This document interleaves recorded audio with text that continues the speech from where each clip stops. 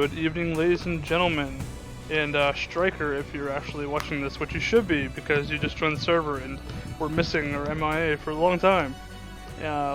Welcome to Revolution eSports and our Season 1 or Season 3 tournament, depending on what community you were a part of and when you joined us. We have two teams tonight going head-to-head that are in our Division 1. We have the lovely Ramen Renegade. Don't put an S on the end of it because they'll get very upset that you said Renegades. They're very, very anal about that. And we have a very, very old team that's been with us for a long time that went through actually rebranding a long time ago, but they went from Icarus to they are now Helios Diem. They have their captain, who is Xerxes, who is actually really Sparkle Muffin, but Xerxes gets the say that he's the captain, but he's really not. He doesn't really do anything. But you also have the Ramen Renegades, who their captain is Twitchy Marine. He helps us out with the season. He helps make rules and helps us make sure that things are running smoothly because he's got feet on the ground and he's directly affected by what happens in the tournament. So he's a very lovely individual who dedicates part of his time to help you guys out and help you out. So everybody just give a thank you to Twitchy Marine and Sparkle Muffin. She's actually an admin. She gives up her time too, but she gets less because she's an admin and it doesn't count. Anyways, I have with me two common casters here that have been making their way up and have been doing a very excellent job for what I didn't have any expectations at all coming into this, but they do very well. I have on play-by-play casting today, we have Mr. Yells and Mike Bite Me. Hey guys, how's it going? Bite me here. Perfect. Man, they're gonna love that was very sensual. And we have the we want to call it the Flex Caster now, Thoth God.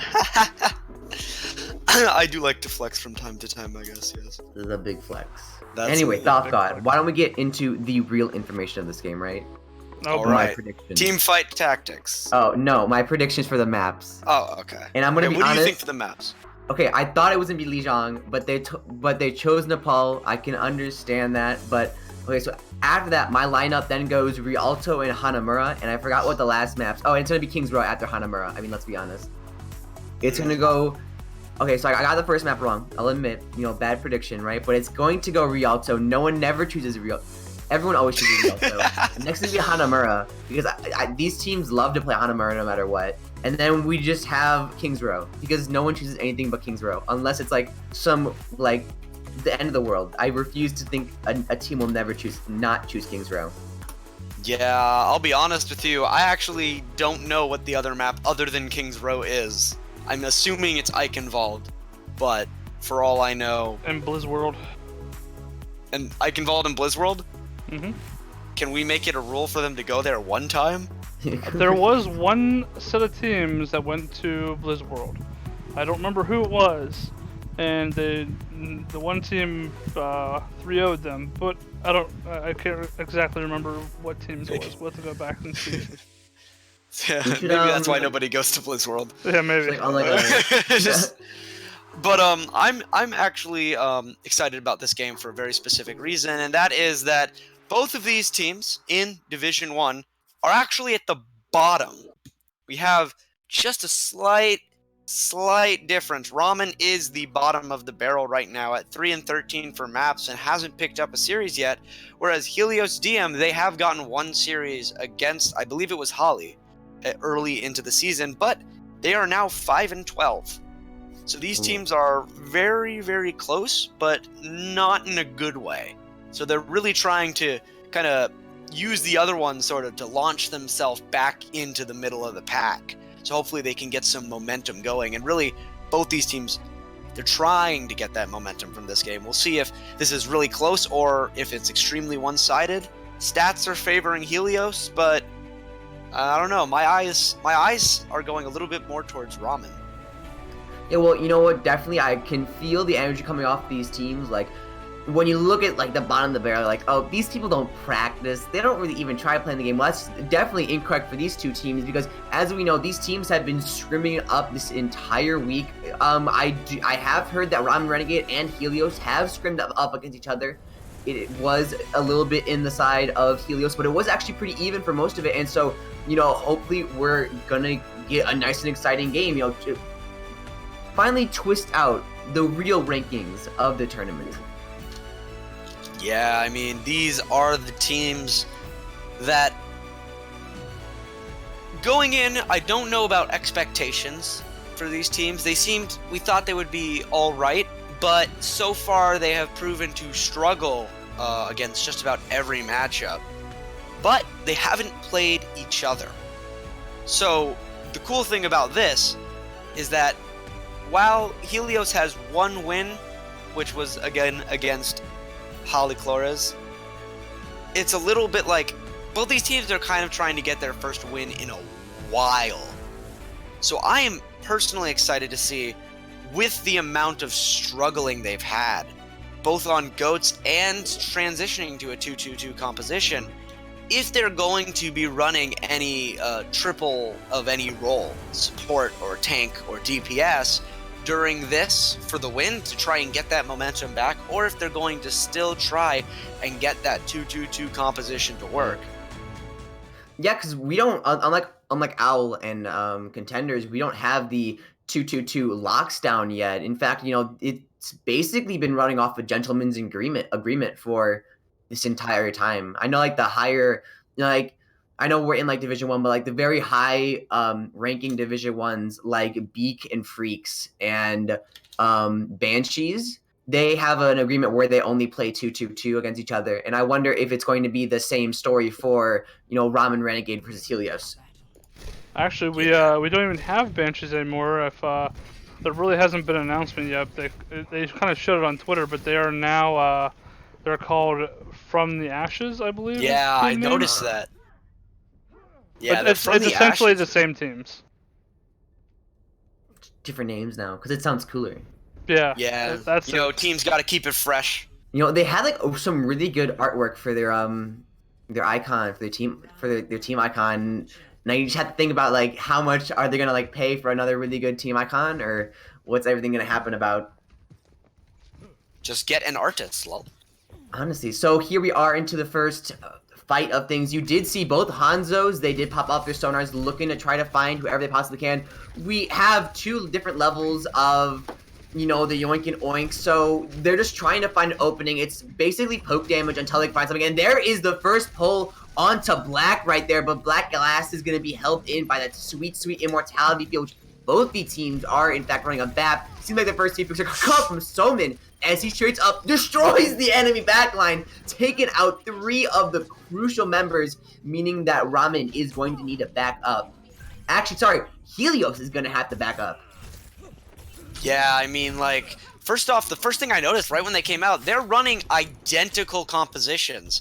Like, when I said that these teams were really close, I didn't mean compositionally, but clearly they seem to be running the same thing.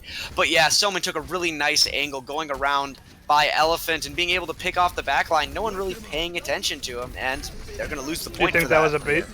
Yeah, look at that. Yeah, that was actually amazing. But Soman, even though they got yoinked and oinked, is coming up to try to bring his team back up. Black Glasses, he knows who the real threat is, taking out Soman first, and now the team is going to try to collapse. But it seems like Helios is a little bit slow. I mean, they're definitely getting there, but it's taking a few minutes, and it's taken a long time, in fact, but they are finally going to be able to rest their weary eyes as they get to the point. But they've got 2 in their backline, though, here, and Soman's going to get a 3rd. They're actually down in this fight. Oh, that's why you're not collapsing fast enough. Like you said, yeah, they weren't able to get Hanzo. Soman came back, and with Orisa getting on point, with Gummy being able to put in that front line, even though Black was able to get a full clip, they're going to be able to hold it. Absolutely amazing play. I thought for sure that they were going to collapse a little bit faster, but that is Ramen's again. They're able to hold. Shirataki got 7 eliminations. That means he killed everyone once, and he killed Hoken twice. He just absolutely popping off, and great support from his team too. Pushing in, knowing that they had that player advantage off of that dragon. I mean, clean play, and really catching them off guard.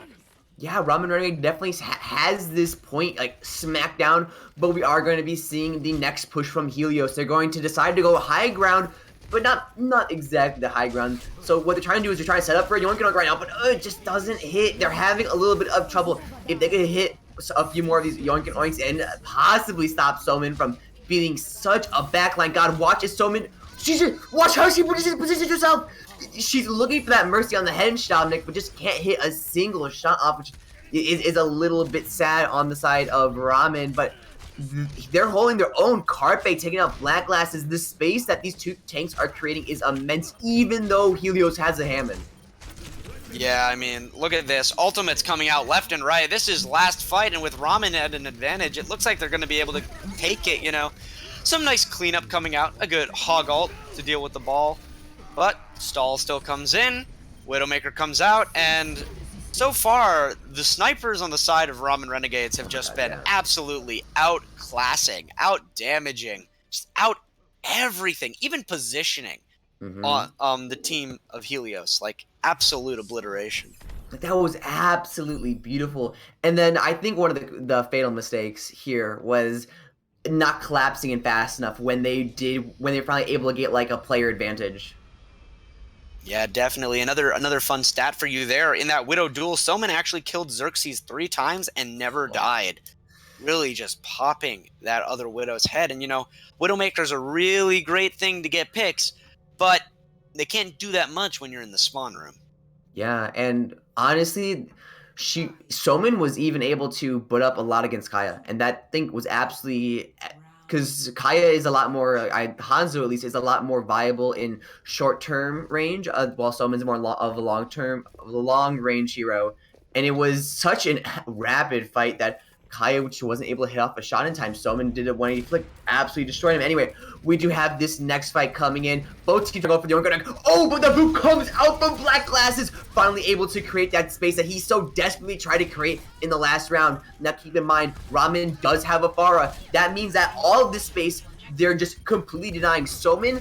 It's going to be a little bit tricky. While she does have a Pharah, and while, you know, yes, Widow does counter Pharah, it's just the mobility on Pharah is a tad bit too good in this situation, as we are going to see Helios do a completely 180 from last round and finally being able to pick up the slack that they have lost. Although, from what it seems like Ramen Renegade's actually doing a pretty good job holding it.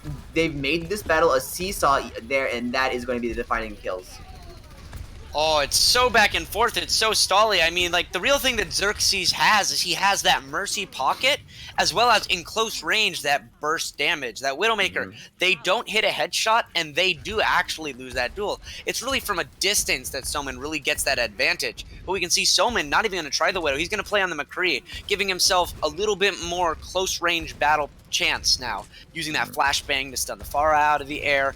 So Xerxes is going to have to play a little differently here, but he does have that barrage. Yeah, and look at how Helios is playing right now. They're playing up against door. This is the aggressive type of play that you want, and you saw Xerxes sort of waste his barrage right there. You could see the immortality field, you could see everything, but it seems like both teams are going to shoot off their fireworks, try to find wherever they possibly can. The Bongos is definitely playing music in the background, but we're just watching Helios get just, I'd say, as Gummy goes out there without his team, as we see Ramen Renegade try to annihilate Helios, but just doesn't know. They sort of botched that push-up a little bit, not going in all at once. They weren't able to deny the res on Xerxes. I mean, like, if you're not, like, that Pharah, that was a terrible Pharah. I'm not going to sugarcoat it. I mean, there was an intention there, but at the end of the day, if he's going to get res, he's going to do the same amount of work. And I mean, look, he's got barrage again. Yeah, a little bit of a more of a, I think, a panic ult, I would say. Just didn't really hit who he wants to, but just watch. Look how this Hammond creates space. I mean, it could use a little bit of work. You know, I'm not always someone who advocates for Hammond. In fact, Hammond is probably one of my least favorite heroes in the game. But look how Kaya is playing. Look how Xerxes is playing. They're able to finally create that space that they weren't able to create in this last round. And now they're making up for it as we hit overtime down to 99%. The only hope is that Diem can get a point, but with the boop on black, they're going to be able to tie it up 1-1. Yeah, the weakness of uncoordinated teams and not peeling for your hit scan tends to be that Pharah. A lot of damage can be put down on teams as they're extremely grouped. A lot of times we say that we want our teams, we're too spread out, we need to group up together and move as a unit, but against a Pharah sometimes, if you're a little too close, too much work gets in, too much damage, and eventually too many ults. They weren't clean at any point in any of those engagements. Even when they got 1-2 picks, they were still unable to capitalize on a 6v4 just because of how messy their engagements really were. So looking at the comps right now, I'm loving what Kai is seeing. I'm seeing that Mei. I'm loving it. But on the other side, instead of running the Mercy Ana, they're going to be running Ana Zenyatta, which is, I can definitely get behind it, but I can also understand why both sides are running what they have. We do see Helios. They have Xerxes on Pharah, but they have Shikita on on Ramen, who, the Zenyatta damage orb could probably melt someone so quickly. I want to see more come out from Kaya right now. The CC on the Mei wall is so good right now, but Sir is going to get Xerxes, and now the kills are going to come. Carpe's able to take out tanks. He's going to get the Mercy Trip, deny that res, and this is where the damage really comes in. This Ana's going to get so staggered, it's not even going to be funny, as the rest of Helios falls down. What could have made that engagement a tad bit cleaner for Helios? I mean, let's be honest here. It wasn't even a matter of an engagement. How is Xerxes that close to the Reaper? Reaper went onto the high ground, onto the bridge. I mean, Xerxes was just kind of hovering over. It looked like he ran out of fuel and died. No mercy pocket there from Sparkle, and it just fell apart. No damage. That should never happen. That's just a mechanical issue on being able to stay away from that Reaper, and Shirataki taking very good advantage of it. Yeah, look, so Xerxes is finally deciding to stay with their Pharah. Yeah, but he's playing in the same spot. Yeah, she's dead. ignoring Somin! The same thing he Somin just coming in, taking out Xerxes right now. That's what you get for ignoring the Pharah. As the rest of Ramen Renegade just to be able to clean it up. Why would you ignore him?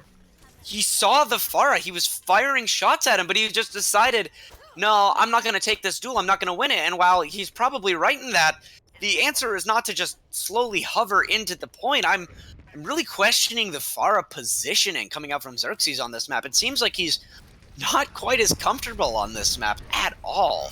Yeah, Xerxes playing great. Yes, Somin's absolutely just doing so well. We see another Reaper kill. Honestly, the Reaper, it's so good, but oh, wait a minute, I just noticed. We could totally be in for some Beyblade comp shots if they're up for it. Like, if there's like a misclick on the Ana, there could be a Beyblade. You never know. I mean, just look at this. Who would have thought that Pharah, Xerxes, on this map would have this little ult charge? And I mean, I know it's 97, but we're talking about, almost last fight territory, and he's just barely building that ult. When he was building one, every 40 seconds in the last round, I mean, you can see how much he's just been getting shut down by a Reaper. In fact, he's finally going to tread on the air that he should. Going for Somin, popping ult, but the Zenyatta ult just comes in straight up, denies it. Even though Albasalom is going to be able to hit that anti, meaning that Helios is going to be able to get that point, but a little bit slow. 99-0. Yeah, this Reaper play from Shirataki has been impressive. 3 kills on the Pharah now. No kills from Xerxes returned on Shirataki. He even got 2 there when he was basically by himself, but unfortunately, too many ultimates. Used Mei ult. I believe they used Valk, they used Mei ult, they used Rhine, they used Pharah. They still have 2 ultimates, but a lot invested just to try and keep this round going. Yeah, and just watch them. So look how Shirataki plays. He's going up. He's taking a bunch of damage. Oh, gets smacked by the right bubble. Luckily, he's able to get saved. The fatty shatty comes in. And just look. Helios, while it wasn't the best collapse, they did collapse onto Ramen Renegade there for just Ramen Renegade was able to collapse on Helios right there, which is better than hitting a shatter and not doing anything about it. Shirataki, on the meantime, just straight up denying everyone. You want to live? Nah. As we are going to see Helios' last few attempts to try to spin the win, but sorry, Hammond, but there's nothing there for you. You're only going to allow it to click into more and more overtime with the C9 coming in fact, meaning that Ramen Renegade is going to get the first map. I have to be honest with you. I am not loving the Pharah. I mean, when we're talking about his deaths on that point, 3 of them were to a Reaper, 1 of them to a Rhine, and yes, it was to contest at the end, but the 3 kills to the Reaper, I mean, the first one was a mistake. I'll give him that. A little positioning error, but the other 2 should not have happened. I mean, he was getting slept out of the air during his ults. He was getting killed by the Reaper. He just didn't seem like he knew where he wanted to stand, where to position, and his team, without him, doesn't have the damage, and so they just slowly kind of die, and that really burns a lot of their time. Ramen Renegades, that Reaper play was absolutely amazing. Great capitalization on the poor Pharah play, in my opinion, coming from the other team. Honestly, and now we are going to be going into the next map. And before we go on, do you want to... I know you already talked about how Shakira did absolutely amazing, but taking a look at the tanks on the first round on Ramen Renegade, I was impressed by how much space both Orisa and Roadhog were able to create. It was actually sort of insane. I know, I mean, like, you could see those halt hooks coming in back and forth, but there was a little bit of a difference. Ramen Renegade, when they did a halt hook, it wasn't just the Orisa and Roadhog shooting at that target. Whereas when Helios Diem did it, a lot of the time their tanks would shoot. They'd get usually a Roadhog, because at this point in the meta right now, it seems a lot of snipers coming around with it. There isn't a lot else to grab. There's an Orisa and a Roadhog, and that's it, really, for the people behind the shield. She's not going to get pulled. Yeah, I mean, you're not going to pull the Orisa because of Fortify, unless they use their Fortify for some unknown reason. But, like, when you're talking about making space as these tanks, the real space that they're making, it's not as much space as much as it is they are applying pressure by applying pressure to the objective, not necessarily to the opponent. So they're saying, especially on control, I'm standing on the objective, and the only way you're going to prevent me from winning is if you stand on the objective as well. But if you stand on the objective, that gives my DPS heroes, my Hanzos, my Widows, my Mays, my Reapers, apparently, the time to get those picks on your DPS, your supports, and halt hooks potentially killing on your tanks to give us the player advantage. And when you have that player disadvantage, it's so difficult to really stand on the objective, whether it's payload, control, assault, you name it. It's just so difficult. As we go on to the next map, they're playing Dorado. Okay, this is a pleasant surprise. I'm wrong, but I was wrong in my prediction for the second time, but this is a map that we honestly never see. I'm excited now because you know what when someone says Dorado, the immediate thing that my brain goes to Bastion. is Doritos. Widowmaker. Oh, First point wrong. Widowmaker. Second point Widowmaker. Third point you can kind of run a Widowmaker on defense, but on the first 2 points you can definitely run it on offense. And I'm like, these teams already showing a lot of love for snipers. I would not be surprised to see more double sniper coming out with that Orisa hog sort of thing going on for the point, because as we know, Rein Zarya falling out of the meta a lot recently. Zarya, her utility with the Reinhardt is really good. It's the best of any off tank, but the issue is with all of the buffs that came through during the GOATS meta, and now the removal of GOATS being a viable composition in that you literally can't run 3 tanks and 3 supports in a 2-2 meta, a 2-2-2 meta. Rein Zarya has really fallen off for a lot of teams who are running these 2-2-2 compositions. King's Row is about the only place that we see them. But definitely, I'm excited to see the Widow duels, which so far, Somin versus Xerxes. Xerxes is looking like he's having a tough night, and Somin, he's really doing pretty well. So I'd have to favor Ramen in that. Yeah, and just to go off of what you said earlier today, how you want to see the Widow. I just love how you want to see the Widow and I want to see the Bastion. It's sort of like, the one who's calm, collected, knows what they're talking about, thinks about what they're going to say, plays the Widow. They want to see the Widow. The one who screams in the microphone about these savage plays that are happening, in the moment, doesn't think about what I'm going to say, wants the Bastion. I mean, who doesn't love and Bastion mows them all down? Me. And Bastion was honestly, but think about it, right? You said Widow works on first point, second point, and third point, right?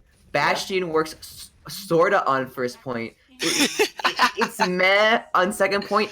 and it just doesn't work on third point. But you know, when you're in comp, somebody picks Bastion, plays it for all 3 points. That's how it's supposed to be. You should never switch up Bastion. It should be locked. It's a commitment. It's a commitment. You make a verbal agreement to your team that when you pick Bastion, it's a role of its own, really. There should just be support locks, tank locks, DPS locks, and Bastion locks. So it seems like we're going for this 2-2-2 comp again. I'm surprised to see Soman on the Mei.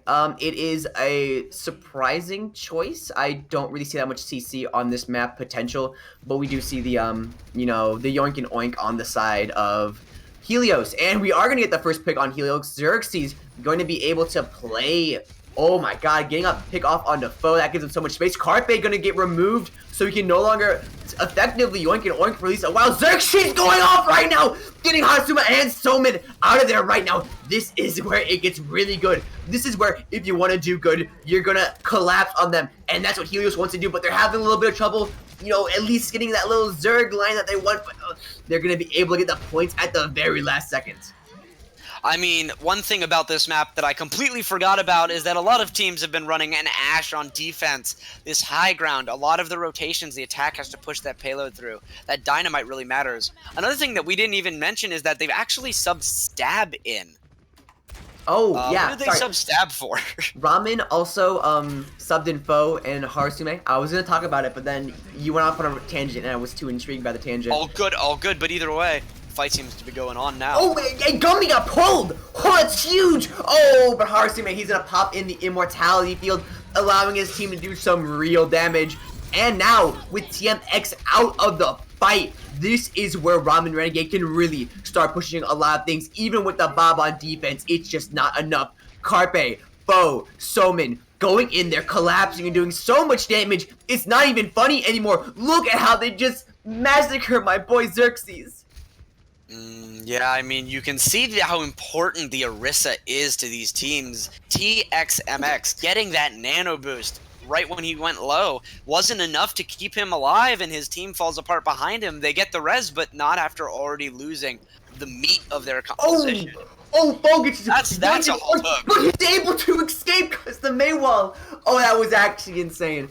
Oh, my God. That's some impressive coordination, putting that Maywall and that invulnerability matrix. Ooh, EMP but the gonna EMP come through. comes out, but we don't even see Helios really going in. They're allowing Renegade to do whatever they want, even though they're all hacked. That would be the perfect amount of time to go in there and collapse, but they're just gonna wait it out, allowing Stab to go in there and do a little bit of work, but just not enough. They had a huge opening right there, but just for free, gave a lot of our ult charge to Ramen, and this might actually be going in the favor of Ramen because you stalled for too long. Foe with 5 final blows, everything except Sparkle Muffin, that very difficult to kill Mercy, can always run away, but like you could see there, they EMP'd, but they didn't know that they were going to EMP. Oh my god, Foe. Oh, Foe, stop it. That was a Sonic arrow too, the BM. But like I was saying, that kind of play there that you're doing, like, you have to engage on that EMP. You can't just let that EMP go, and eventually they gave Foe too much room and he popped. Yeah, and it seemed like Foe took a little bit too much room for granted and getting picked off. So the stagger's huge. This would be the perfect time for Helios to go in. But look, they're a little bit too scared. They're waiting for their Sombra to do something. But the Sombra's in the back line. She's hacking your little heart out, but the team isn't going in. And there, when they have the ground beef nano, do they choose to go in, even though they were up one that entire fight? Yeah, 3 ultimates used to defend here. That means all they're going to have is EMP. Probably Valkyrie going into this. But on the other side, we have Blizzard, we have Bongo, we have our Roadhog ultimate. We'll have to see what they choose to use in this up-and-coming fight. I'm assuming probably an opening with Mei and then maybe a Bongo whole hog combo. But, you know, we don't know what they're going to do, especially with EMP on deck. Yeah, so keep your eyes on Gummy right here. Look how he's playing a little bit. It's not too aggressive. It's a little bit aggressive, but it's not too aggressive. Pops down bongos, and now this is where the real damage comes in. The halt oink tries to come in, connects, but just doesn't get enough damage out there. Damn. Xerxes able to deal a little bit of damage, taking Soman out, so now they have a tad bit more breathing room. They're able to get the halt hook going out, and now this is where they have the possibility to start pushing in, but they're waiting to get that Anna out, and they now right when the Dragon comes in, are they going to choose to finish up this fight? So actually, great bait. Yeah, I mean, we could see their foe trying to pull off a little bit of magic again, but this time, much smarter. They wait for that Hanzo to really peek himself out, and then they throw that halt hook in, knowing that they're going to be able to land it, and beautiful communication, execution, wasted dragon on the side of Ramen Renegades. So now, 4 ultimates, but 4 ultimates on the other side as well. And again, still have that EMP, which can just win you a fight if used, well, I'd say correctly, but let's just say better than last time. Yeah. So you see, look what Ramen Renegade is doing. So Kaya already knows that they're coming in the back line. And in fact, he called it out, and the entire team's getting ready to go. Almost gets pulled off a point. Xerxes doing a lot of damage out here, just sort of sniping up the enemy team. And that's what you get for going high ground. When you're not a sniper, you need to go with your team, but it's a little bit too much damage as the EMP doesn't come off. But oh, Kaya is definitely waiting to use it. Her trigger finger is running as they're going to be able to defend without even popping an ult. Yeah, Soman on this Mei hasn't been able to use this ultimate for about 2 minutes now. And Xerxes, I was saying how I wasn't too happy with his Pharah. He was getting beaten in the Widow duel, but clearly when his sniper goes uncontested, he just blows people away, literally. They have 6 ultimates because Xerxes has been able to win 2 fights now simply with that damage boost and just shots. There comes the EMP right there. Without Soldier on the field, it's going to get a little bit harder. They are going to be able to get the Mei ult before the EMP pops, allowing them to have a little bit more breathing room. But breathing room or not, it doesn't matter. And Xerxes is just going to go in and get so many kills. Xerxes, I need an autograph after this. I mean, honestly, making a very good candidate for the interview at the end if they are able to pull this out. I mean, they saved 3 ultimates, and they only got 3 seconds left on the other side. Harasume, he's some Tracer, but he slept. They don't get back. Is gonna be that it's just the first point and then a little bit more. That's not enough room. Thought God, if you were playing competitive, if you were on Dorado and you had that much to push, what would you be thinking right now? Like, what would be your go-to comp to try to defend? I mean, if we're talking about like competitive or like in a team setting.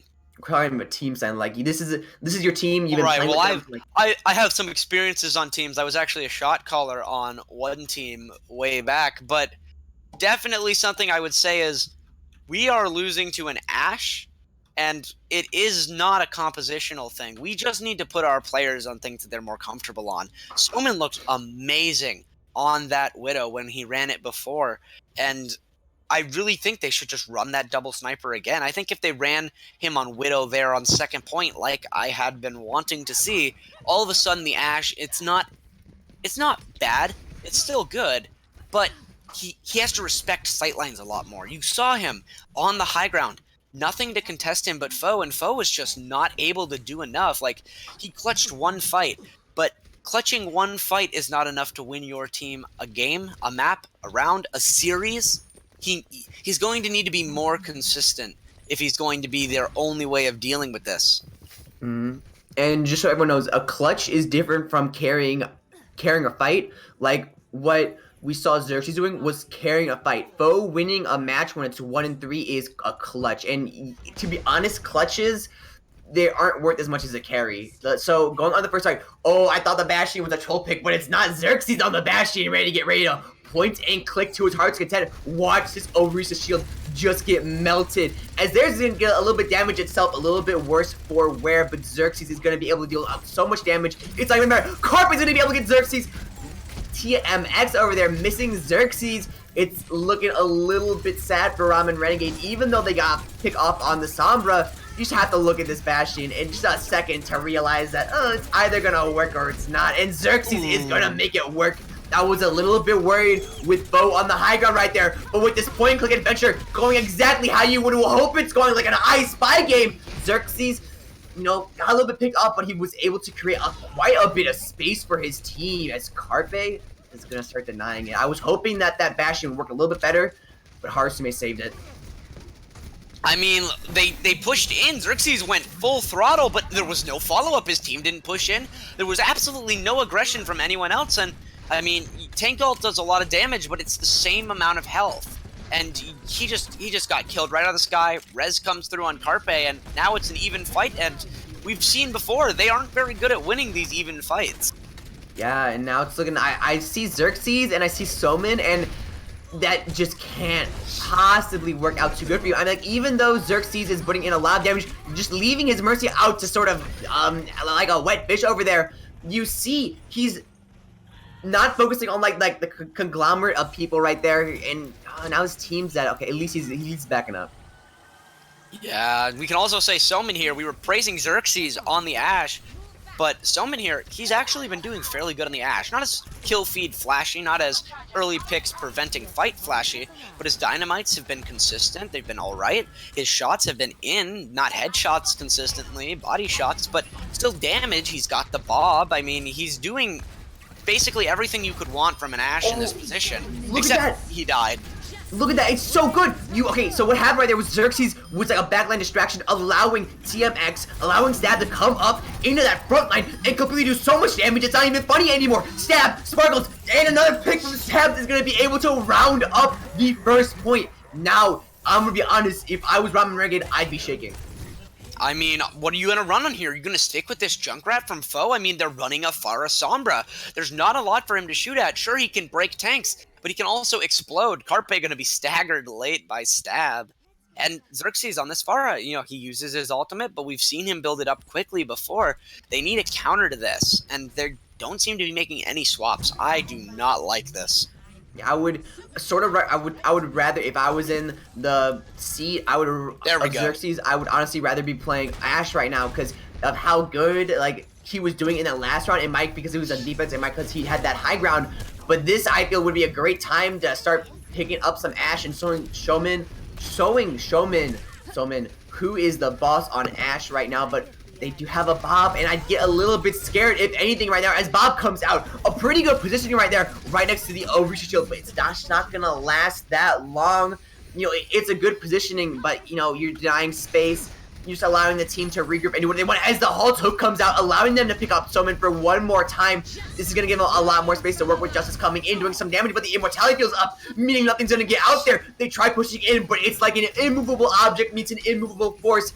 They're trying to do whatever they possibly can. Stab, Sparkles are going to be getting a little few picks, trying to regain a foothold in this climbing wall right now. They're going to get a few picks, allowing them to regain their composure, regain the haughtiness that they just lost from the last round, and they're going to be able to tie it up with a 1-1 with Ramen. Xerxes, another pretty mediocre ultimate at the end there, but Stab coming through, really clutching that one. I mean, the nano boost was late on him as well, just barely using it when he builds it up, but able to get 2 kills with that ultimate. But I mean, yep, play of the game's gonna go to Xerxes here. Just watch this. Just watch this. Look, his positioning, he's right there. They don't even see him. They're like, oh yes, everyone's obviously frozen in this May ult right now. They allow him so much space. He's just doing so much right now. And the aim, I'm not gonna be, it's like a little bit off, but it's actually really good. I mean, you can see the intent. It was that was a little bit difficult to see really the value that he was providing because it was cleanup. You know, there's so many people doing so much damage. You almost can miss all of your shots. You can go for 360s at that point, and it wouldn't really matter. But at the end there, I mean, I have to say, Xerxes played pretty well on that Ashe on defense. On attack, a little bit more scuffed, in my opinion. I still see that Pharah, just some interesting decisions there, just in positioning of himself, cutting half of his vision off on that ultimate, trying to protect himself, but it didn't save him, it only hurt him more, actually. And he just wasn't able to do enough damage. In my opinion, Stab was the real MVP in that entire round. I mean, Xerxes on the defense was amazing, and Stab has been pretty consistent throughout all of Dorado, but on the attack there, I mean, they were in a pretty, like, clutch situation where one team was going to do more than the other, and that ultimate from Stab, he got a hook, gets a kill, uses his ultimate right into it, it's gonna get another kill, gets nanoed, manages to finish off the Orisa, and that's too much. You know, he's able to bring that through for his team. Very impressive on the side of Helios there, for me, between those two players especially. The next map, sadly, isn't Hanamura, but it is Volskaya, which is also a good map, so that means my predictions aren't looking too hot right now. I think I should resign from my prediction counter right now. You know, we're just delete the post. No one saw anything in the Discord. It's fine. Widow. Oh, Widow. Sombra, so good. I'm honestly, I mean, I understand that a lot of teams have been running Ashe on Dorado. I've never actually seen any Dorado maps that have gone to second point yet. That was the first time that I've ever seen second point. I was almost forgetting what it looked like. But most Ashe compositions would have already held just first point. Most Ashe compositions have also been run with a Hanzo, so a little bit different variations, whether comfort picks or whatever. So a couple swaps, but we see not only were we swapping compositions, but we're swapping players. Shirataki is back in, boys. He's I back believe in. He might do Ramen some coming damage. in. Black Glasses is back in.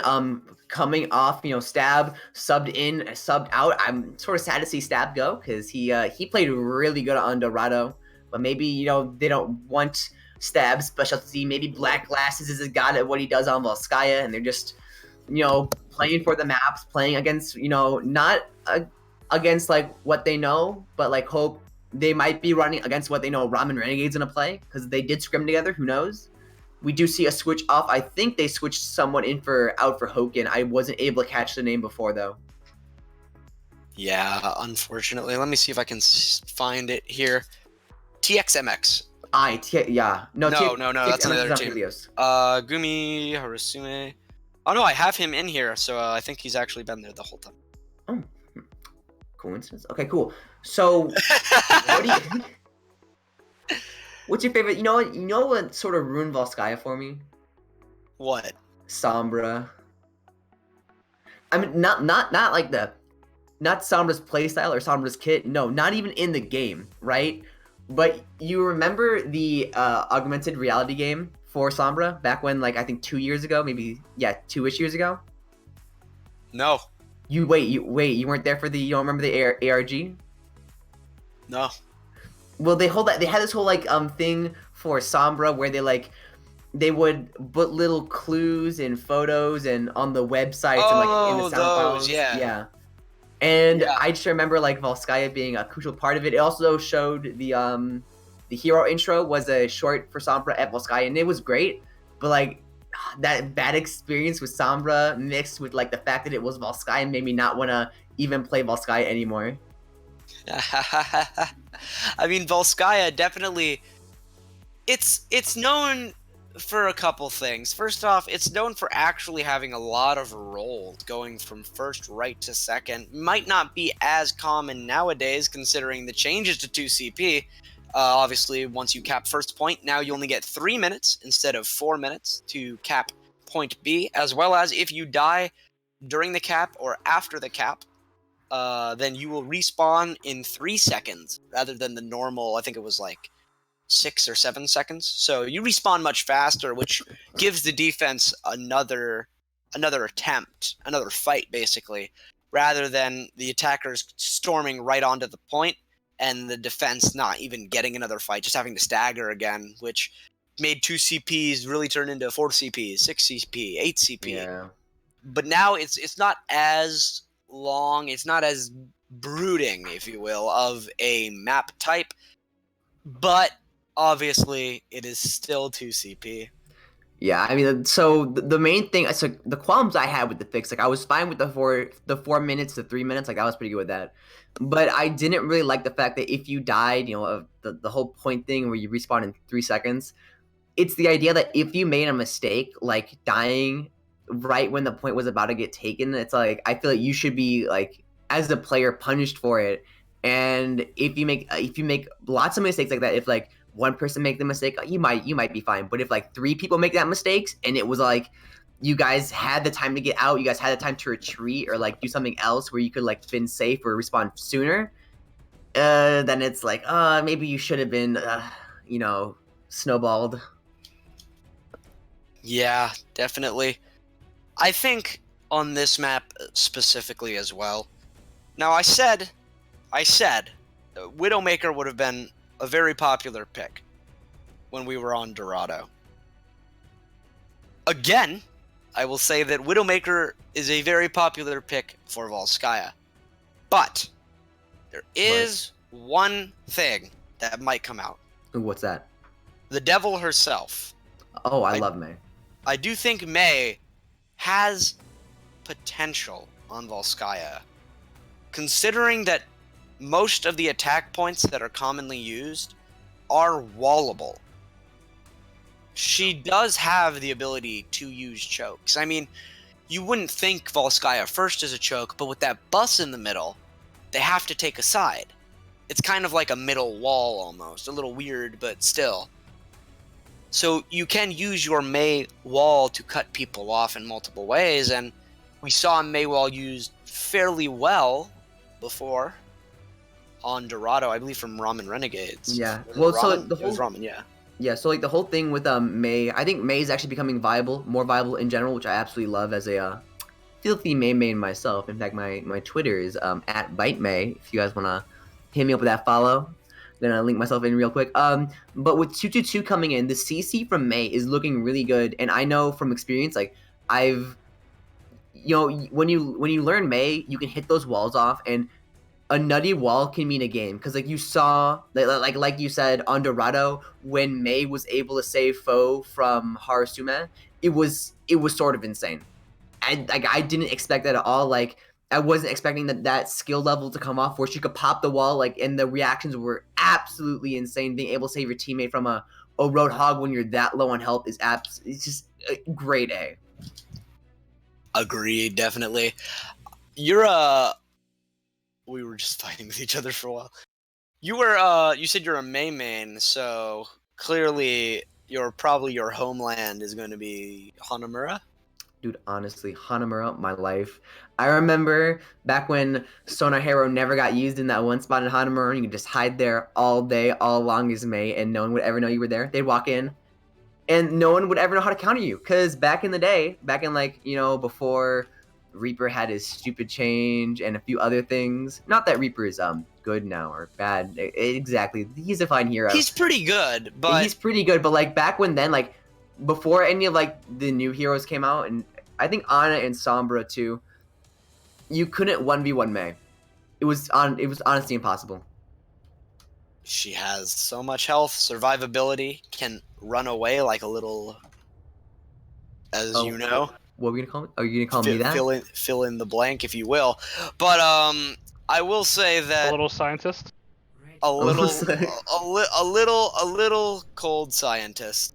But I feel that nowadays we see DPS, a lot of the meta DPS, if you look at them, they actually all serve different roles and kind of counter each other in a bit of a circle. And that's what I would consider to be a pretty healthy meta, when we feel like certain maps and certain hero picks from the opposing team are actually what decide whether a hero is good or not. So is Reaper good? Yes. Is Reaper good into double sniper? Of course not. But what Reaper is good into is teams that are running other kind of weirder heroes. And talking about weirder heroes, I thought that bunker on Volskaya was dead. I have not seen this comp run in a while. Yeah, clearly Derpin being subbed in, and definitely he is Gomi, ready what are you to doing? Bastion. What was that? Gomi just jumps off the map. It ends. It's over. It's gonna be so difficult to try to get back from that. I mean, yeah, they have another push. Cool. I feel like we're seeing some Boston Uprising fans here. Boston doing a very similar rotation recently with a 2-2-2 Hammond composition, except, of course, fusions didn't fall off. It doesn't seem to matter, though. I mean, the kills are going in favor of Ramen. A slam off the edge. Gumi not comfortable on this hero at all. Yeah, and as your BAP falls down, the bunker's dead. Derpin trying to do whatever he possibly can, shooting down a little bit, but Somin and the rest of the tanks just collapse on him, allowing themselves to get the point a little bit too quickly. Xerxes and Sparkle Muffins caught out of position for that fight. That was what we call picking apart a bunker comp. It wants to stay together. Yeah. They didn't stay together. They died. I mean, also, they're running a triple DPS comp, which we should mention. I said earlier if they were going to run anything other than 2-2-2. Clearly, Ramen, after losing that map, they woke up a little bit and decided they're going to run something that they've practiced a little bit more. Although it is very interesting because they are running 3 hit scan. No projectile, no sniper, just 3 hit scan. Ooh, and Sombra's gonna... Carpe's gonna hack up Xerxes over there, allowing Xerxes to fall down a little bit sooner. We're gonna see the high unit come in, but nothing out of it. Sorry, It's a midnight right now, Reaper. Sit back and enjoy the show right now that this push is gonna be. Look at Helios. They're doing such... Ramen Renegade, sorry. Doing such a good job pushing this in. Helios is getting destroyed right now. It's not looking too good. The damage is coming out there, but like it always is on 2-2 comps, 1 kill for attack is 2 kills for defense, and it's looking a little bit bad right now. Gummy and Xerxes are sort of having a duel right now, allocating themselves enough damage to do anything, but enough defense to sort of get tracked off. We do see Ramen Renegade, they have 1 tick. I just don't think it's going to go anywhere. It's a really big pull push comp right now. Ooh, Black Glass is doing his best, what was his Shiv impression? I mean, that was some pretty good Roadhog at the end there. Some good hooks. He even did the shoot melee to get that 1 tap onto the McCree. I mean, we're seeing Soman put in a lot of work on this McCree. Carpe doing a lot of great hacks, some good follow-up from everybody. But it's not enough. It needs to be cleaner. Xerxes throwing his ultimate away again, but it's just not enough. They need to be cleaner. Mm-hmm. And I wouldn't say like Xerxes ult is like soldiers, where if you're good enough, it doesn't matter if you have ult or not. I mean, like, if you're good enough for soldier, just never pop ult, if we're being honest right here. And going back to the actual game, look at this. They're just they're not hiding in the corner. They're in the corner. They're popping the bongos. They're doing so much damage. It's actually sort of insane. Although the bongos was a little bit mistimed right there. We didn't see any push in from Ramen Renegade. They're probably going to wait for bongos to come up. And it's exactly what's happening right now. Bongos go down. You saw Gumi run straight in there, going for Kaya, trying to clap them cheeks, but caught a little bit off guard as we now wait for Ramen Renegade to readjust themselves. But with Shirataki down, I wouldn't even try pushing in. Yeah, these teams are really kicking each other right in the ash this entire series. I mean, look at all of this play. Ash, no matter who's on it, seems to be doing pretty good. I don't know if it's the Ashes themselves or the play against. Shirataki gonna die. Rez die again. Yeah, he's not having as good of a performance on not Reaper. Yeah, it seems like we're having, like, I wouldn't call this a seesaw comp, but like I feel like Ramen Renegade, they have the time to engage, and then they do a beat, and then they engage. So it's still a good engage, but it's just not there. Yeah, they need to be communicating a little bit better. They need to be a little more together. I'm waiting for the EMP to come in, maybe a high noon or really anything. But if they don't engage, they're just waiting here. Carpe down again, another stagger, another stagger. Look at this. You see Carpe get picked off, then you see Shirataki get picked off. They have 4 ults, 5 ults. They have the ability to just destroy this. It just seems like the coronation, it's there, but it's just like, it just needs a little bit more oomph. I wouldn't even say it's there, to be honest with you. I mean, I'm looking at this, I'm seeing 5 ultimates, I'm seeing Shirataki possibly going to show us something even worse than an AKM blade. A Fleta blade, may I even say it. Clearly a curse upon him. This is pretty bad Genji so far. It's very slow, but moreover, he's getting killed. Genji's value is in his ability to do damage, get blade, kill things, and not die. In that order, preferably. He's setting up so hard. Look at that. The big ult comes in, gets all the tanks and Mercy, which is honestly all you really want right now. Oh, but it's not going to happen. Helios is saying, no. Kid, we got Carpe. We got a few more people coming out. And while we do see so many other people get picks off right now, seems like Helios Diem is having such a fun time. Going to be able to stop this push in its tracks. The EMP comes out. Everything was set up, but the communication just wasn't there. Shirataki, again, first picked. It's becoming a trend now. I mean, someone's going to start putting it on a t-shirt if he doesn't clean this up. I mean, picked again, he gets rezzed again, which means when Hoken's rezzing, that means there's basically no healing. I mean, Harusami can only do so much. And then you come in, he gives the res, and what does he do? He just dies again, as we're going to be having a pause here. Probably a technical difficulty coming in for one of the teams. Oh, that's not working. That feels bad. Oh, imagine oh, God, that sort of sucks. What if it doesn't start working again? You have to use that, you know that mouse that you use, like you used to use, like when you were like maybe 8 or something like that? It's like a really bad Walmart mouse. It's like wireless and it goes off and on. You have to like, it's in that dusty part of the bin, so you just... You're giving me nightmares, please stop. You just pick up and like, I gotta play, and like, then your mouse pad gets all dusty so it doesn't register good anymore and you have to clean it out. Oh, God. Yeah, ooh, Soldier. that's on stream, bud. Soldier, why don't you No, it's not. say what you just typed? No, it's not. No, it's not. Soldier, can you just say what you typed, please? So, Sparkle Muffin's mouse died, and I said it's okay. It won't make much of a difference. It's a little BM between admins. Co-workers. Yeah, coworkers. Look at that. Her mouse doesn't work. Oh God, this is. Ooh. Okay, so hopefully the whole mouse problem issue is fixed up. She didn't have to grab that dusty mouse from Walmart out. I mean, more likely it's either batteries or you just plug it in and it works. I mean, Whoa. Sparkles uses a wireless mouse. probably. I use a wireless mouse. You want to go? What? Whoa.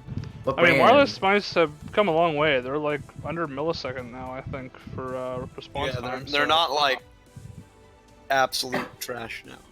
I use fiber for mine. Okay, I use optic fibers, so it's like under. No, I'm joking. I use a G403. It's the same mouse that Sure4 uses, actually. I didn't buy it Seriously? because Sure4 used it. I just bought it because I liked it. And I liked that I could make the colors. And then I- Sure4 had the same mouse. Wait a minute. Professionals are using wireless mouse. Ooh. Mhm. Dang. Sure4 uses a wireless mouse. Yeah, the I only need to problem get- with that I need to is get- I hate wires. that what just happened with Sparkle. If you die mid-game, you're kind of screwed. Yeah! Something tells me that if that happened to Sure4, I think he'd get kicked off team. I think Sure4 has a good old plug for him. I mean, I can just plug my mouse in with my charger into my computer. Feels good. But it's definitely not fun to try and aim with anymore. Wait, what if you like instead of plugging it into your computer, you plug it into like a portable charger? Still not fun to play with. Imagine just a portable charger. I'll connect it to your mouse. Anyway, seems like everything has been fixed up, and with 1 minute left, what do you think the chances of Ramen Renegade getting this point are? Yeah, I mean, honestly, if Shirataki does not get an insane blade here, they're not gonna cap this. Because they don't have any ultimates, and it has taken him this long, he better perform. He's climbing up. He's getting there inch by inch. 95%. He's just a few more percent there. 96 as the hype builds. We see Shirataki. He's sort of looking up for a kill right now. I'm gonna guess analyzing the situation, trying to find the best area to pop off and get some sweet candy from these piñatas. But with Carpe down, he needs to back up a little bit. He can't be going in so risky and willy-nilly. So just keep an eye on to Shirataki right now. This is his moment to shine. This is going to call the game or not as we come into the last fight. We hit 10 seconds, and this is it or never. Watch for this dash. Watch where he goes, and he knows where Ana is. He knows she's on the high ground to the left. He's gonna go and dash, popping off, getting Absol off. Now she's going for the bongos. He's going for the Risa, getting Desmond off. Now this is where it's supposed to be. Look at him. He is destroying these people like they're piñatas right now, allowing his team to have so much space to do. This is what we wanted. This is what they needed as they get off, as the pop-off comes in. That's going to be second point. Are they going to be able to get enough to get third point right here? As the ulted Ash comes in, it seems like they're going to have some cleaning up to do. Somin able to do a lot of the job right now, but Shirataki is finally picking up the slack that he was putting down the entire game. We're almost at third point, people. Gummy's able to bring in some more space right now, and it's getting a little bit nerve-wracking. We see the defense, and they're going to be able to pop off the Nano comes up onto the Genji right now, but tick by tick, so by so, it's showing that Ramen Renegade knows what they're doing and that they're finally going to be able to at least, hopefully, at least if you're on the side of Ramen Renegade, be able to get this next point. Look, okay, since that fight, since how aggressive he's been, he's going to get that blade. It's looking like they're going to get it, and from what I think, it's going to be a back and forth fight, and they're going to get it. So, this is more stall. I mean, if this was still time on the clock, I'd be criticizing, but in overtime, you do what you have to do. I mean, so here's the thing. I'm gonna come clean. I'm gonna come clean. Even though that blade was pretty good, 3 kills and a bongo, it still took way too long. Yeah. Like, I don't think if he got a 6K, I would have been content with the blade, because the fact is, imagine if he had that blade a minute and a half ago. Like, they would have had at least something on the clock. But he was getting shut down, positioning again. These teams both not really respecting each other's ability to aim, especially Ashes. And it really shows. I mean, the positioning with the Orisa in the corner is nice, but you don't stick your Ana in the corner. You don't have your Mercy go fly into the corner where the Genji's blading. So there were a lot of, like, interesting and definitely positional errors that were made by both of these teams. But in the end of the day, Soman comes back on the Widow, and really when Soman comes back on the Widow is when you know that it's probably going to be a cap. Yeah, but we do see. Oh, it's Soman on the Widow. This is a Soman on the Bastion right now. They're gonna try to pull. I'm calling it right now. Like, I full-fledged. I still believe, and I refuse to think Bunker on Volskaya at least is dead. Like, it just doesn't work. I mean, I don't know if it's dead, but teams sure as hell are not executing it correctly. I am so sad that I can't see Widow on the Good Widow maps from Good Widow players. Instead, I get to see this autonomously activated robot as he mows down Xerxes, but Yeah, it just doesn't feel the same. it doesn't feel the same, but the hype is still there. Watch, okay, Soman gets picked off, so the point-and-click adventure is sort of dead. I mean, Mercy could sort of res this right now. Is he gonna try? Oh, yep. So they are gonna get the res off on the Bastion. The hold's still gonna be there. Just look at the teams. I mean, we see black glasses. They try to do whatever they possibly can. Some sleeves come off on someone, which are actually pretty huge. They're at Helios Diem is doing such a good job with denying space for Soman. It's sort of crazy right now. Although Ramen is going to be able to hold, and faithfully, in fact, in everything. I just sort of feel bad for Xerxes right now. He's having a hard time on the Pharah. Lots of sleeps onto Soman, 0 follow-up. A nice boop onto Harusume, so there's nothing keeping that Bastion alive. No invulnerability. Another boop onto him, in fact. Still, no follow-up. You gotta capitalize on these things, guys. And like you said, like, no follow-up and the boop. Like, look at Xerxes. He's... Okay, no, I'm sorry, not Xerxes. Look, just watch Durpin, right? So he has the ability to screw over anyone. He decides to screw over Xerxes... sorry, not Xerxes. Sure, perspective, what's sort of happening here this fight, and we do see Xerxes popped. Shirkari pop at least gets taken out by Xerxes, a weird ult barrage to say the least, and we're gonna have a firework fight come up on the high ground real quick with Helios popping in, doing a lot of damage right now. This Bastion doesn't matter because you just couldn't run the barrage correctly. Soman, no matter what he does, even if he's gonna be able to live for this next fight, won't be able to do anything, allowing Helios to actually get the point, and that is going to be it. A botched barrage, and now Helios is coming to the next point with 6 ults. I mean, yeah, but I'm just gonna say it. The environment currently has gold eliminations, 2 boops onto Harusume, and then Durpin just walking into that little pixel in the corner to fall off. It looked cleaner than it really felt, but dang was it fun to watch. That was dirty. And look at this engage. We see Black. He goes in trying to spy off his opponents, making sure his prescription is right. And this engage is happening. It gets everyone. The EMP is absolutely huge. The bomb comes up afterwards, but there's no one to connect with. Only Soman, who's going to get the brunt of it all. As the damage is coming up, Durpin's going to be able to pull up a shot. And second by second, minute by minute, it seems like Ramen Renegade is going to get absolutely destroyed. With 4 minutes left on the clock as well, it's not going to be looking good. It's going to be a draw or a win for Helios. And Ramen Renegade, sadly enough, no matter how hard they were going to work for that, they just don't have the time condition to work with this at all.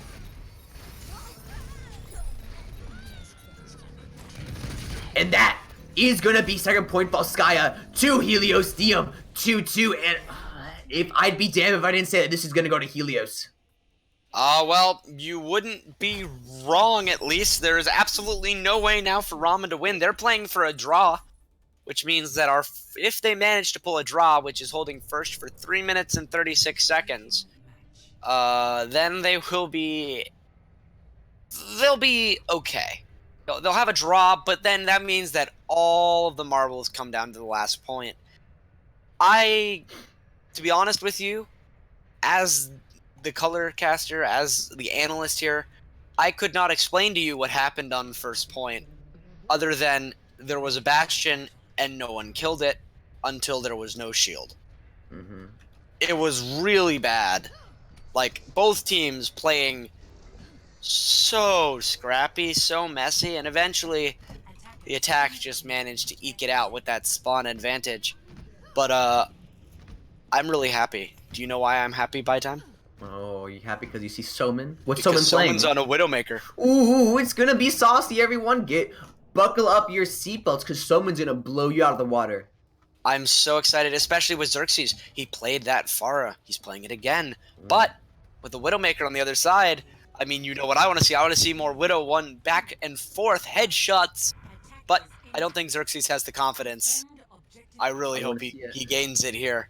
Shirataki on that Genji, by the way. They're running a different bunker composition. One with a diva. Oh, that's Soman able to bring it out early. Coming in, they're gonna rise it off a little bit, which is a little bit too close to spawn for my liking. At least I'd like to go a little bit deeper, but to each their own. His Black Glass is gonna go in. No one's with him though. He's gonna be alone. Diva trying to bring in the support. What they're trying to do right now is they're trying to fall in. They're trying to collapse on people, but they just don't have any callouts, and it's gonna show as we see Ramen Renegade get 2-3 picks off right there. It just doesn't look any good, and you can see the lack of contention right there. But I don't think it's gonna matter at all. Watch as Helios has such an easy job. Even you need to keep in mind, like, if Soman is not there to stop Xerxes, he is going to go insane. Yes, his positioning might be a little bit off, but it doesn't matter if no one can stop him. If your positioning's off, it doesn't matter. Look, as Helios is putting a stake into the hope that Ramen Renegade had, as now they have to do an entire reverse sweep to win. No peel at all for Soman there. I mean, he was on his own at 120, taking a duel between a Pharah and a Sombra. Almost got Xerxes again, but a little bit of tickle here and there from the Sombra was enough to put him into the ground, and without any Widow, no way to contest the Pharah. They got stuck in that little corner, and eventually they just got spammed out. Very unfortunate for Ramen Renegades. A couple errors here and there with managing resources, but at the end of the day, some pretty good performance coming out from Helios. I thought they played better. Xerxes Pharah looked better. Ults were still questionable, but definitely got in the face of Soman at the end there. So I'm happy to see what this fourth map takes us, if Helios is going to be winning or if we're going to be going to 5 maps, which, not to be too biased, but I'm rooting for Ramen here. I want this 5th map. Oh yeah, I'm loving some good plays right now, but Ramen, they are gonna switch out someone really quick. It's nice to see that Sparkle isn't gonna get switched out, because you know her mouse is now officially working, so we know everything's good. Ramen's gonna opt to switch out 2 players. Can her mouse unofficially work? Yeah, it can. If it was a illegally imported mouse, that would have been an illegal mouse. Is that why we're building this wall, to keep these illegal mice out? Why we build the firewall? Why? That's why we exactly. Unfortunately, it seems Ramen still deciding who they want to put in, which is never a good thing to have, because if you don't know who you want to put in, but you know who you want to take out, that sort of sends a signal to us. It sends a little bit of confusion to us, like, okay, are these people, do they have to go early, or is this like, is there something like going on in comms? Because remember, we can see a lot, but we can't hear a thing. So a lot of stuff that goes on. I know a couple teams have told me that sometimes their players, they get worked up, they get really aggressive towards each other when it seems like the struggle is there. They can't deal with all that pressure, and it can rip the team apart, sometimes needing just a little bit of a substitute, a little bit of a break from that competitive moment, just to take a deep breath. But it seems TXMX is going to be coming back in, so no more derping. It wasn't Stab. TMZ. Oh yeah, so Team X is gonna come back in.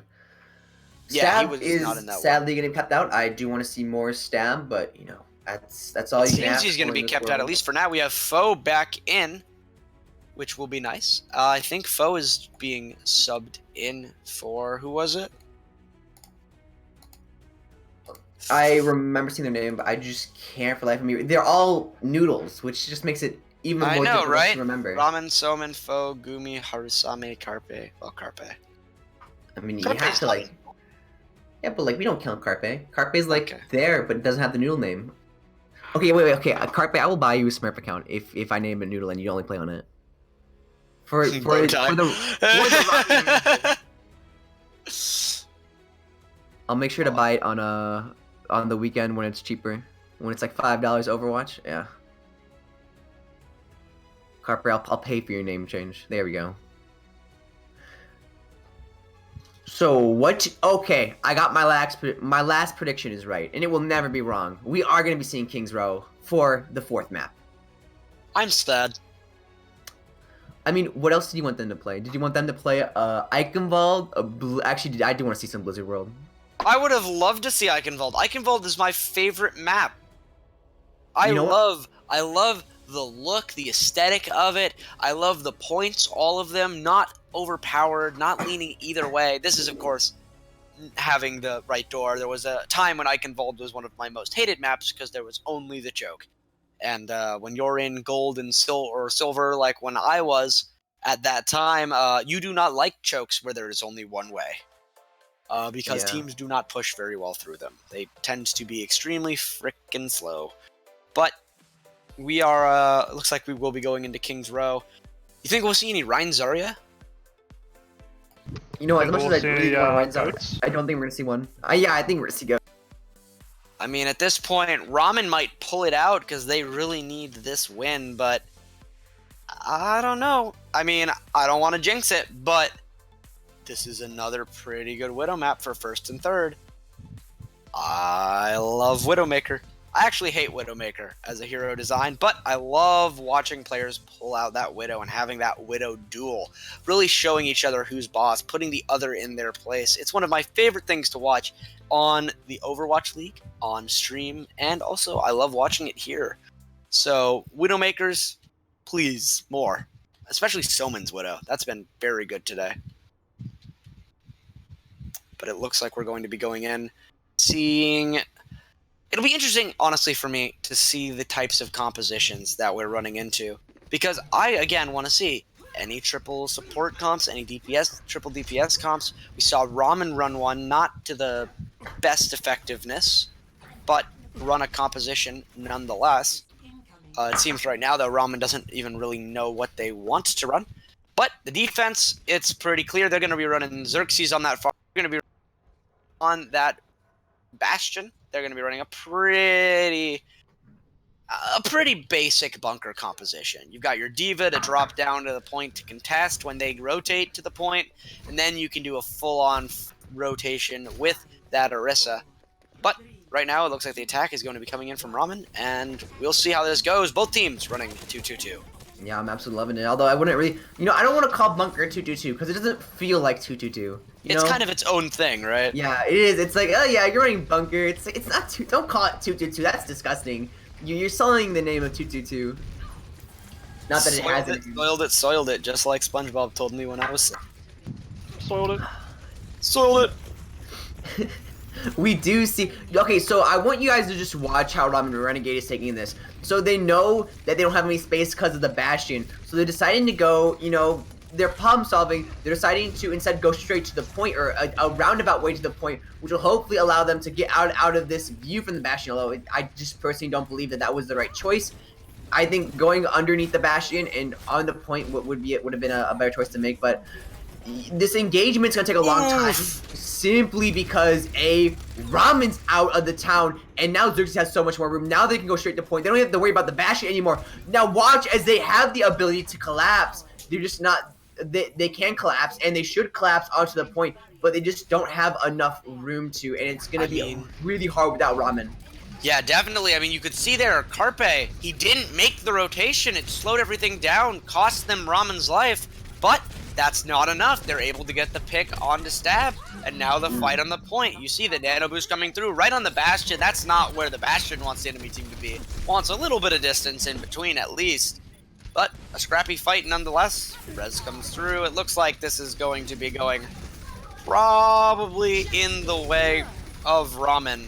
Oh, another ult though. Maybe not. I mean, there's some definite contention right here. Watch as Xerxes try to position himself. He's getting closer to do some of that more burst damage right now. But oh, Soman is going to be able to deny him right there. We do see Bastion come back in. This is their last saving race to try to hold this point as the last 6 starts settling in. Stab's going to get taken out, and now it's not looking too good. As we got to see Smart Muffins just completely stagger this entire match. It's not going to look good at all, as well as Bat. Ooh, both supports staggered. I love Widowmaker. That's all I have to say. I love Widowmaker. Soman playing very well those sight lines. This space made for him. I mean, in such a scrappy fight, people tend to be out of position. You can see he's going to pop sights here trying to get Xerxes, but he's going to be playing a little bit too close, and he's going to get punished for that one. Ooh, absolutely dirty. Oh, Xerxes, stop it right now. You're getting up Ramen. Now, he's just going to try to position himself in a different position. I wouldn't. If I was Xerxes, I'm really scared for Xerxes right now. Watching his aggressive playstyle, which I love aggressive playstyles, but he's just playing out of position on the aggressive playstyles. It makes me just a little bit worried, especially with the double sniper comp. You just can't help but feel a little bit scared. But I'm a little bit scared for whoa, I'm a little bit scared for Helios right now. They're still on Bastion. That's Oh, okay, so you watch this first fight. Bastion's gonna try to go onto his point and click adventure. They are gonna get a sleep off on the carpet, giving them a little bit more space to go in. Tonka Time's going to follow suit. So now all the excavation's gonna happen. But you see the counter bongos right now. Now the real damage is gonna come in. But Xerxes is gonna straight up deny it. Popping barrage, bringing down the Justice, and allowing his team to have some breathing room, allowing them to fully stop this point. That's right, boys. Xerxes landed a pretty solid barrage. It's about time, really clutching it here. Gonna get 5 final blows, including the destruction of a bongo and really ripping Ramen apart. I mean, you can kind of see they're a little bit drained on the side of Ramen. Just the way that they're playing, it seems sloppy. It's a little bit like Soman feeling like he has to go and he has to pop so hard to give them this win. But then the rest of the team not really doing anything, kind of waiting for Soman, and then nothing happens, and then everything happens, and they have no response to it. As the series has gone on, it's gotten worse and worse, and I really want them to turn this one around. Yeah, oh, now I'm just looking at this right now. Look at Ramen Rand. They're all going through one point. This would be the perfect time for Xerxes to just come in and do so much damage. And the bombs are coming instead, and this is going to be huge. It doesn't hit anyone, though, as they're all able to escape off through their little own tiny escape hatch. But this is the perfect. They're all grouped up. It's disgusting as Xerxes is going to get 2 kills just by pounding his left mouse button. And he's going to get res, so there's nothing to it. This is absolutely a good positioning play, like a good decision, but Xerxes is just there. I think one of the honest times Xerxes has had a really nice positioning in this match. These rotations from Ramen have absolutely... The high ground rotation takes so long, and really the only purpose of it is to, again, like it is, take that high ground. But with the Pharah and the Diva and the Ashe, there's so many ways for them to apply damage to you that if you don't rotate quickly and through, you can't just stop there. And as you see, they just kind of get ripped apart and they have no idea what to do. Oh, and that was so good right there. You could see what they were planning on doing. You saw the dragon come in. It cleaved the tanks apart, and it actually worked. So now the tanks are all out on the side of Helios. The Squishies have to back up. Kaya and Sparkle Muffins might get picked off right now as they fall down. Sparkle Muffins, Kaya's gonna be able to defend with the healing coming in from Sparkle Muffins. He's gonna get taken out. Sparkle Muffins gonna fall too, and that's gonna be it. That's the stagger is absolutely ginormous. TXMX actually going to get one onto Soman. This could actually be potentially big with the payload not being pushed presently. A little bit of an error there from Ramen. I mean, this is time where they could potentially stall out a fight and take a 6v5. With that pharmacy, they've already been winning this so heavily before, but an early bomb coming out from Carpet. Oh! Anna's not going to be able to live it as Stab's trying to do whatever he possibly can to retouch anything that possibly can. They didn't touch, hitting second point. So with a minute and 45 seconds left, it's just looking a little bit dreary. Stab could have been on that point a little bit sooner, but you can't think of the past. All you think about is the future, and they are going to be holding steady, at least on point 2. They are going to gain control of this payload. The question is, are they going to play up or play back? Looks like playing up is the choice for Helios here. They really don't want to give this payload any room if they don't have to. Take as many fights as possible. Pushing this aggressive is going to give them another fight around the corner. So a very good decision coming out from Helios. And this is what I love seeing. I love seeing this aggressive playstyle that you're talking about. Like you said, it gives them more room, it gives them more breathing room, and it definitely allows us the fights not to continue. But they're going to choose to give up this aggressive playstyle, instead going and playing back with Kaya a tad bit, not with your team right now. Maybe that's just your playstyle. Maybe that's what your team wants to do, distract and then go for it. They're able to strip, deny Reinhardt, remove him from the team, but it's not going to happen. That was huge. Kaya pooped him out. The CC was absolutely ginormous. There was no follow-up, and I'm so sad about that. I mean, the potential on that was absolutely amazing. I mean, it may not have booped him into the hole, but it blocked that shatter. Shatter doesn't go through nothingness. And with these fights going out, we see Soman back onto the Widowmaker. At this point, it's just trying to clutch. Xerxes getting a couple kills, and you can see how just a little bit of play. Xerxes definitely, as the series has gone on, is getting better and better and better and better with this Pharah. I mean, I said at the beginning he didn't look very comfortable in the Pharah. I didn't like it a lot, but as he's been going on, I can see he's warming up a little bit more. He's definitely getting better, and it's hard for me to say it's not a comfort pick when he plays it this much. Yeah. And look at this. They try, they're bringing everything up, and it actually hits. Sparkle Muffins and TMX are going to be caught out of position right there. Gain taken out. Soman's going to be able to pick up that pick potential 2-3. So now it's a 3v6, and with this cart pushing, they're like, man, we wanted to hold this cart way back here, and now it's coming up all the way over here. It's just not looking too good for them. We are going to be seeing Helios employing the spin to win comp. All of the teams are running it. It has to be good if they're all running it. But Foes to take out Xerxes. That's their main DPS right there. Oh, Hammond booped them all off! That's absolutely insane! Round 1's gonna be complete with Hammond doing an absolutely insane boop. That was a very good boop, and as well as Xerxes on that flank, he actually, even though he died, he forced Nano out onto the Hanzo, which is fine for a last fight scenario, but in this case, staggers were coming back out, and you really want to save that Nano for, like, saving a target, preferably a tank as well. And so they use it, they kill the Pharah, but the Mercy is distracting, everybody's playing super far back. They've only got really the Reinhardt and Ramen on point, Ramen and Gumi, and one nice boop knocks them both out. They aren't mobile heroes. Ryan, most of his mobility comes from a charge, and that has a little bit of a charge up time, no pun intended. And Ramen on the Zenyatta, I mean, he floats, but he floats pretty slow. So you can really see how, like, knocking those heroes back, not having anyone with fast mobility being able to get back in time, it's going to cost them 3 points, and definitely could cost them this entire series. As we now come on soon, you know, just walking around the point in the hallway where you see the snipers go out. There's a picture of like a road. So do you know how, like, in the development there are, like, no cars with wheels in Overwatch? Yeah. So in this picture frame, though, in the hallway, there are, like, 4 cars and they all have wheels, which I find really weird. It doesn't fit the aesthetic. Weren't you the one that had problems with flooding boats too in Rialto? Okay, you know, we can just not talk about that. Someone takes the game a little bit more seriously than the rest of us, but attack coming in, and that's 2 shields from Gumi burned through quickly. Yeah, that's a little bit worrisome right there, as just look at how easily Helios is playing up this aggression. They have this aggression, and they're gonna keep it going, even though TXM doesn't really have a shield out right now. He's holding it for whatever reason, waiting to pop it. There we go.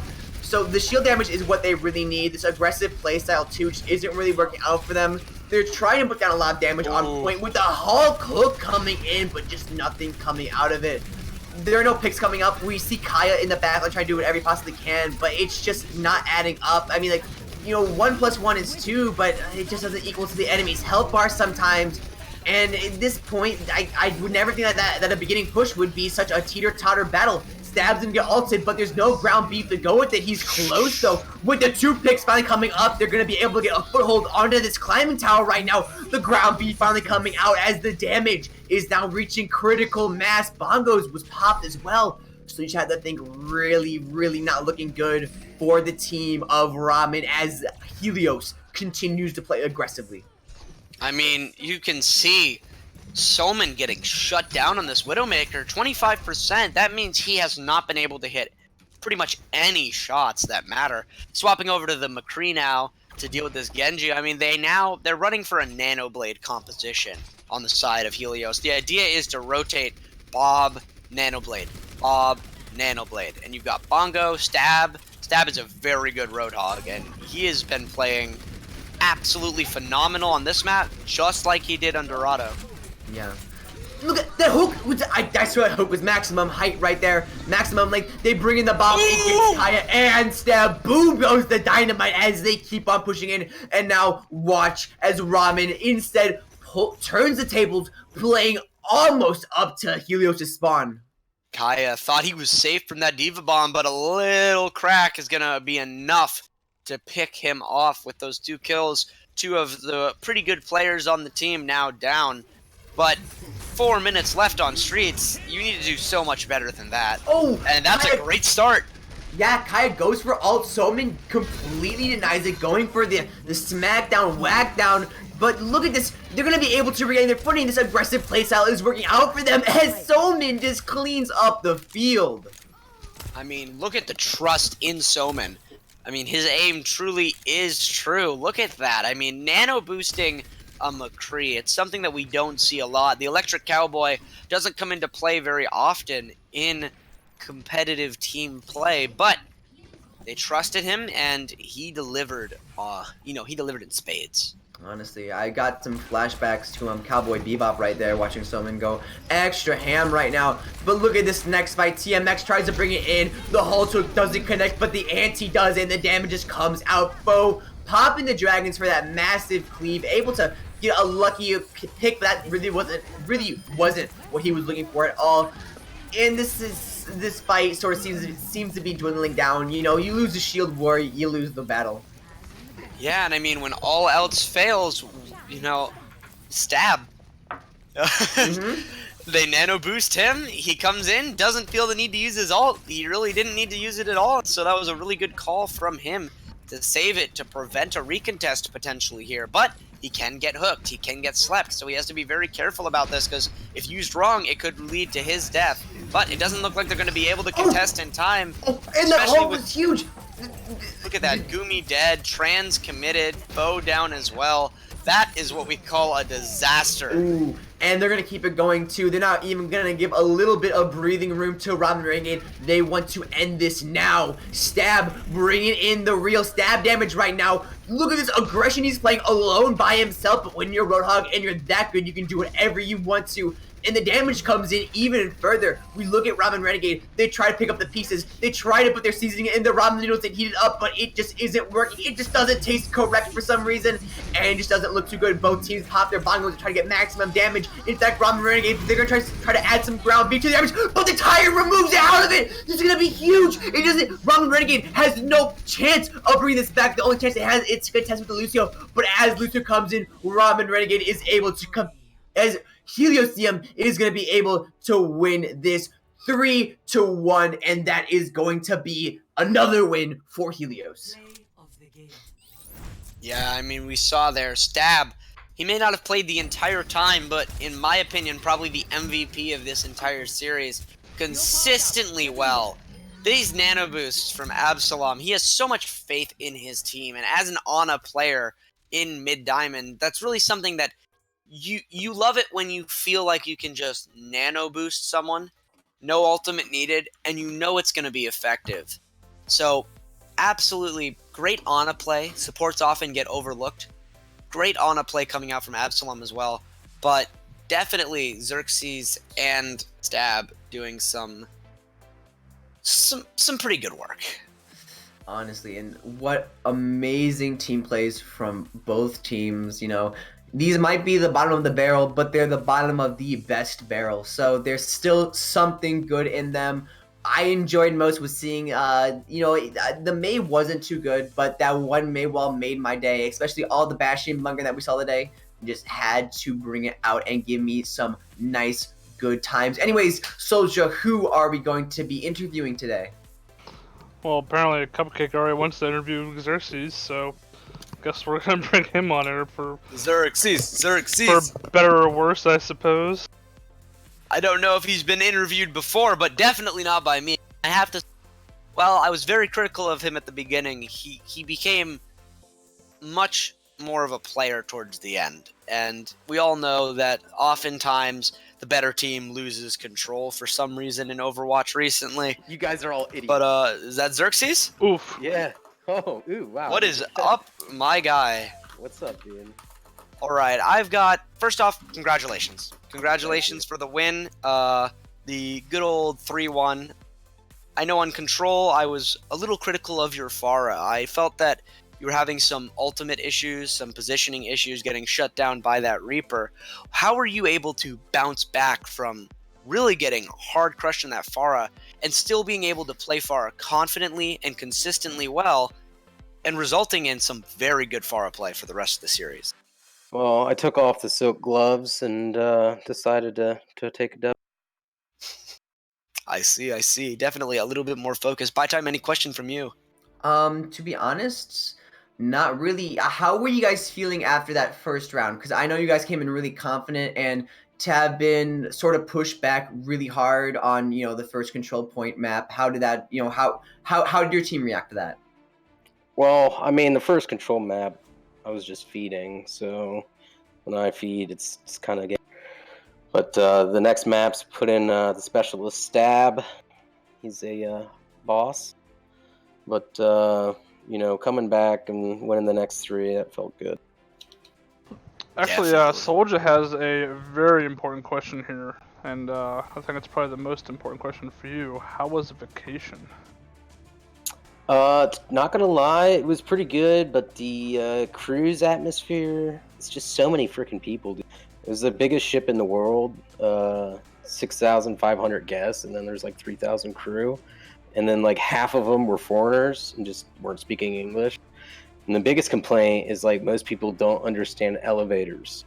So you let the people out first, and then you can get on. Most people did not understand that, and they also didn't understand personal space.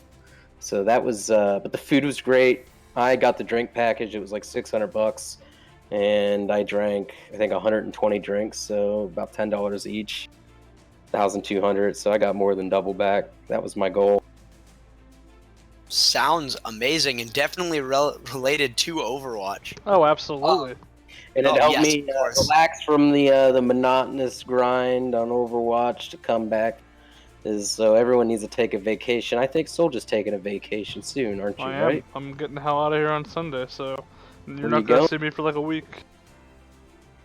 Great. I mean, unfortunate for us, but either way, I want to say one more question for you, Xerxes. Your team, Helios, Diem, they were second to last, Ramen being the only team under them. However, this is your second win. Do you think that you guys will be able to bounce back? Do you think there are any other teams that you think you can beat? Oh, we're winning the way out. So I know we have Banshee next week, and Banshee, who's that? I Ashes. think it's something. Yeah, from the ashes. It's like the same scenario as our fearless leader. It's but, that team that took over Banshee.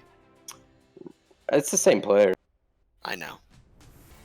But I think the next few weeks we have a new lineup every week. If you haven't noticed, so that we like to keep. Very interesting. Well, thank you so much for the interview. You definitely played pretty well on that Pharah. A lot of notes that even I could take. So, congratulations for the win, dude. Thanks, dude. You guys, I appreciate it for you guys coming out, and Soldier, as always, thank. Yeah, thanks for coming in and not being like drunk popcorn on air. Always appreciate it. It's time to get drunk now. Yeah. So we're gonna be actually bringing in one of the ramen people as well, Harusame. That was I think what he was one of their snipers or something. I think. Yeah, sounds awesome. Well, I'm gonna bring him in and we'll see what they have to say about themselves. I'm excited. I like to interview people. Hello, Hello. Harasume, right? Harusame, I believe. Harusame. There we go. See, You believe? now we edit that part out of the stream. It's all right. But All good. you were playing pretty well, pretty consistently throughout, I have to say. However, you guys were unable to pull out the W. You guys haven't won, I believe, a series yet, but you're definitely showing some signs of life, playing very, very close against Helios, who is a team that we can say is on the rise, definitely. How do you feel about your chances in future games?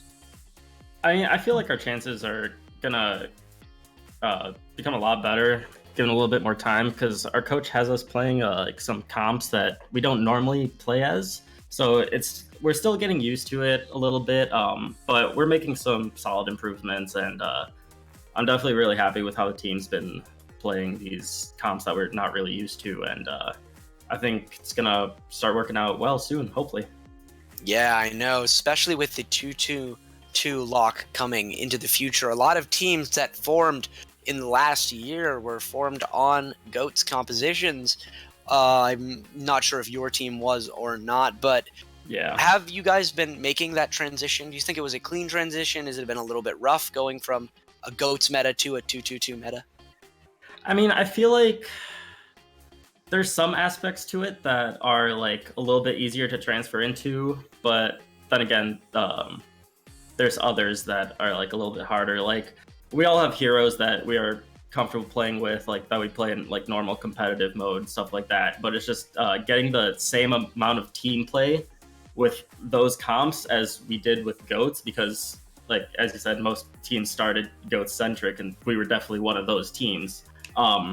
It's just trying to get a little bit more, what's the word? I want to say a little bit more like oriented in trying to get our plays together, stuff like that. Yeah, synergizing a little bit better. Yeah, that's the word I was looking for. There we go. Throw out that corporate word out. Synergy. Yeah. Woof. But my final question probably for you definitely is, on your team, I like to ask this to teams a lot of the time, because one of the most important things to take away from a loss is to realize that a loss is not just a loss. It is actually can be pretty good for teams, unless you're Dallas Fuel, because my boys keep losing over and over again and they don't learn. Oof. But one thing you can definitely take is you take that loss, you take that into a VOD review, and you learn from your mistakes. But you coming fresh right from the game, can you tell me probably your best and your worst, the thing that you think you were best at as a team and the thing that you think you need to work on the most? I think overall our rotations are still pretty solid, because that comes with playing GOATs and stuff like that. So I would say that's definitely one of our like higher points in that. And yeah, I don't low points, I'd say probably that's a tough one, because I don't want to tilt anyone on my team. Yeah, I can say that from my perspective. Soman does a lot of work, and I think Foe as well. They all have their pop-off moments, but what I noticed towards the end is that Soman started getting a little bit over-aggressive, feeling the need to pop off. And I don't know if your team, how much you feel that you rely on Soman to get those kills. Well, I mean, yeah, because there's definitely a few times where, myself included, we get overzealous in our plays, like, oh, hey, like, they're down a few, let's push in, and then it turns out they end up turning out the fight on us. So it's definitely something we need to work on a little bit more communication-wise. Definitely we need to get a lot better at ult tracking, because we have it down to like kind of a point, but it's recognizing when they're going to use the ults, like exactly, because sometimes they catch us off guards, but that's all right. We'll get better at it. Give it a little bit more time, a little bit more practice. I think we'll be getting some wins soon. You got Twitchy Definitely. Marine there too. I'm definitely rooting for you as well. I always love to root for the underdog, but I had you favorited here, and I definitely don't have you as the underdog in future matches either. So I'm excited to see you guys learn and improve, because there is a lot of potential on this pasta team. Mm-hmm. I definitely see a lot of like error here, error there, but in overall, I can see you guys really coming out and really giving some of these top teams runs for their money. So yeah, we're definitely ready to just grind it out in practice. Really just work on what we need to work on and come back strong. Hopefully get a win. awesome. Hopefully once you get more comfortable with the compositions that you've just started running, the execution comes down and you guys will definitely probably pop right up. So I do have a question for you. I don't think we've asked this before. So Twitchy Marine is not playing with you guys this season due to some unfortunate, probably misunderstandings, we'll call them. Do you think that is hurting you guys in a significant way that you don't have your captain? Is he like a shot caller for you guys, or does he do any kind of in-game leading stuff that might be hurting you guys not having him there? So he does still really help out a lot, just within practice and like doing VOD reviews and stuff. I'm actually the team's shot caller, so it's not really a big fall because he still helps us out a lot. He gives us a lot of great feedback, and we're happy to still have him to give us said feedback. So What is he doing on his season-long vacation? I mean, he's just sitting back drinking Mai Tais while you guys are scrimming it out? Is that how it goes in Twitchy Marine Land now? I'm not sure about that. We'll have to check in with him. Maybe then one of these days we'll get him on air. He's a pretty cool dude. I like Twitchy a Yeah, lot. he's great. I love that guy. Well, that's probably gonna wrap up this stream. By time, do you wanna roll us out? Thank you so much, by the way, for coming in for the interview. Yeah, thanks for having me. Yeah, no problem. You know what? I'm not gonna roll. I'm gonna let Soldier roll us out because I like going in the way I feel like that's how it should be. But I will say something before I sign off and give it to Soldier. And instead of shouting out, I'll shout Throff God's Twitch and Twitter. You should definitely go and follow him on every single social media because he's a really cool guy. But then also, if any of the teams are listening, I got a surprise if anyone chooses Blizzard World and instead of Kings Row. I got a surprise for you. And if you choose Blizzard World, you that team specifically will get you get to see the surprise. Anyway, Soldier, why don't you bring us out? Oh man, this surprise sounds exciting. You picked that. You didn't even pick Eichenwald. And I've seen more Eichenwald than I have yet to see Blizzard World. I've seen at least like 3 Eichenwald maps. Just a kid in a candy store. I bet you it's $1 million. So you guys should really do that. Bite Me is a secret billionaire. So we're banning Kings Row next season. We're banning Kings. I'm gonna buy Blizzard just to ban Kings Row.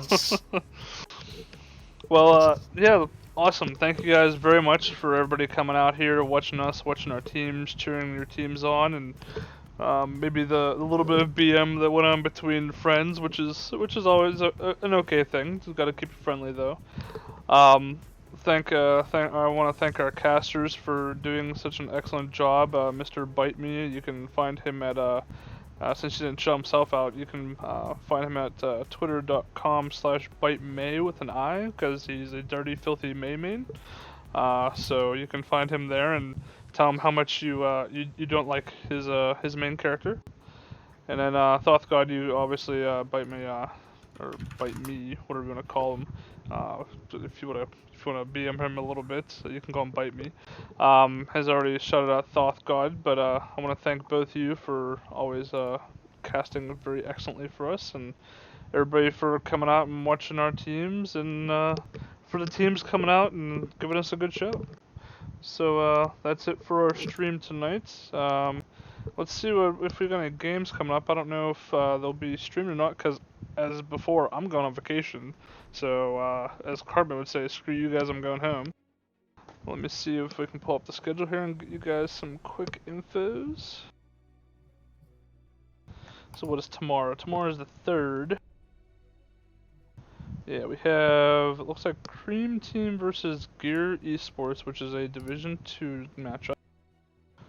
And a Power Wranglers versus Waypoint Opacity, which is a Division 3 matchup. That one's at 7 p.m.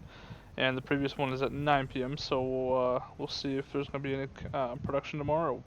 Most certainly, probably, maybe not from me, but we'll see. Anyways, everybody keep in touch. Follow us at on Twitter. We have _Revolution Overwatch because someone took our handle, and you can find us also on YouTube and a couple other places. If you look on our welcome channel, we have some socials. And just keep an eye out on the season 1 announcements channel. We always shout out our games, whatever scores are happening, and any important information of the season. Anyways, thank you for watching. This has been a Revolution eSports production. Everybody have a good night.